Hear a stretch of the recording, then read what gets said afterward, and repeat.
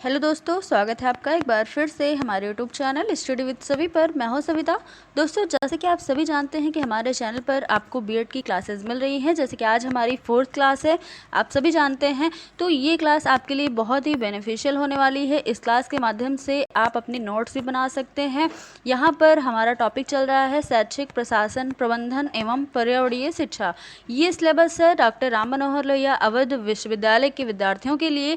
अगर आप किसी भी विश्वविद्यालय से हैं तो भी अगर आपके सिलेबस में ये टॉपिक आता है तो आप ज़रूर पढ़िएगा।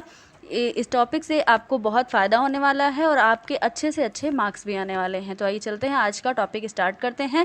आज का हमारा टॉपिक है शिक्षा प्रशासन के विभिन्न स्तर। जैसे कि इसके पहले जो क्लास है उसमें हम पढ़ चुके हैं शिक्षा प्रशासन का अर्थ क्या होता है, उद्देश्य और भी कई सारी बातें हम इसके संबंध में पढ़ चुके हैं। तो आज हमारा टॉपिक है शिक्षा प्रशासन के स्तर क्या क्या होते हैं, यानी कि किस किस स्तर पर शिक्षा प्रशासन होती है।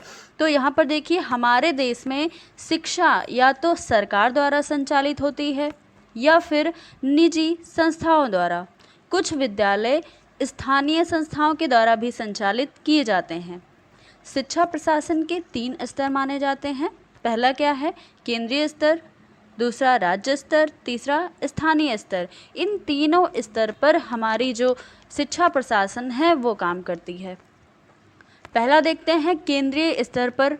केंद्रीय स्तर पर प्रशासन को निम्न कार्य करने होते हैं। केंद्र का क्या कार्य होता है, योजना बनाना तथा शिक्षा की नीतियां निर्धारित करना, ये केंद्र का कार्य होता है। बजट बनाना, शैक्षिक प्रशासन शिक्षा का बजट बनता है वो केंद्र सरकार ही तो बनाती है, तो इसलिए ये सारा काम जो है वो केंद्रीय स्तर पर होता है। तथा वित्तीय अनुदान जो पूरे देश की शिक्षा के लिए उपलब्ध हो सकता है उसका अवलोकन करता है। विभिन्न राज्यों के बीच शिक्षा की नीतियों एवं कार्यक्रमों में समन्वय स्थापित करता है। शिक्षा के लिए केंद्र सरकारों को राज्य सरकारों को सहायता देता है और उनका पथ प्रदर्शन भी करता है। तो ये सारे कार्य केंद्रीय स्तर पर होते हैं, यानी कि केंद्र सरकार के ये सारे कार्य होते हैं जो कि शिक्षा के लिए होते हैं। अब बात करेंगे राज्य स्तर पर, यानी कि राज्य सरकार के शिक्षा के लिए क्या उत्तरदायित्व हैं, क्या कार्य हैं, राज्य सरकार क्या कार्य करती है शिक्षा के लिए। इस स्तर पर राज्य का शिक्षा विभाग की शिक्षा की योजनाएं, नीतियां और कार्यक्रम बनाता है तथा दूसरी ओर शिक्षा निदेशालय इन नीतियों को व्यवहारिक रूप देता है। राज्य स्तर पर शिक्षा विभाग का सबसे बड़ा अधिकारी कौन होता है, तो शिक्षा मंत्री होता है। ये क्वेश्चन आपके आ सकता है एग्जाम में कि सबसे बड़ा राज्य स्तर पर शिक्षा विभाग का सबसे बड़ा अधिकारी कौन होता है, तो आपको क्या लिखना है, शिक्षा मंत्री। तथा उसकी सहायता के लिए उप मंत्री भी होता है। जो शिक्षा मंत्री होता है इसकी सहायता कौन करता है, उप मंत्री। तो यहाँ पर ये दिया गया है, शिक्षा संबंधी सभी नीतियों का निर्धारण और निर्णय सचिवालय में होता है, जिसका प्रमुख अधिकारी जो होता है वो शिक्षा सचिव माना जाता है। तो ये सारे लोग मिल करके राज्य स्तर पर शिक्षा के लिए अनेकों कार्य करते हैं और अपना दायित्व निभाते हैं। अब बात आती है स्थानीय स्तर पर, यानी कि स्थानीय स्तर पर शिक्षा का क्या कार्य है। इस स्तर की बात करें तो यहाँ पर अधिकतर प्राइमरी शिक्षा का ही प्रशासन होता है। कहीं कहीं पर माध्यमिक एवं कॉलेज स्तर के विद्यालय भी स्थानीय संस्थाओं के द्वारा चलाए जाते हैं।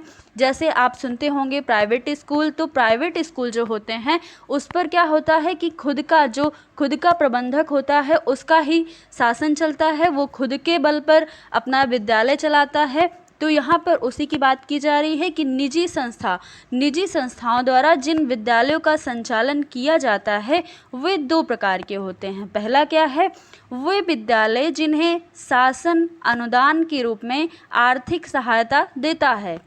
द्वितीय क्या है, वे जिन्हें शासन की किसी भी प्रकार की आर्थिक सहायता नहीं मिलती। यहाँ पर ये 2 प्रकार के विद्यालय होते हैं जिनका निजी संस्थाओं द्वारा संचालन किया जाता है। तो दोस्तों, ये थे 3 स्तर, केंद्रीय स्तर, राज्य स्तर और स्थानीय स्तर। इन तीनों स्तर पर शैक्षिक प्रशासन का कार्य होता है इन तीनों स्तरों के द्वारा। तो आज हमने ये पढ़ा, आई होप आपको समझ आया होगा। अगर आपको समझ आया है, आपको थोड़ी सी भी हेल्प मिलती है क्लास से, तो आप वीडियो को ज़्यादा से ज़्यादा शेयर करिए, लाइक करिए और साथ ही कमेंट भी करिए कि आपको वीडियो कैसा लगा। और दोस्तों, हम फिर मिलेंगे अगली वीडियो में कुछ नए टॉपिक के साथ। अगर आपको कुछ नया टॉपिक पढ़ना है जो कि बीएड और डीएलएड से संबंधित है, तो आप हमें ज़रूर बताएं, हम आपको वो टॉपिक लाने की कोशिश करेंगे। तो दोस्तों, फिर मिलेंगे नेक्स्ट क्लास में। Thank you.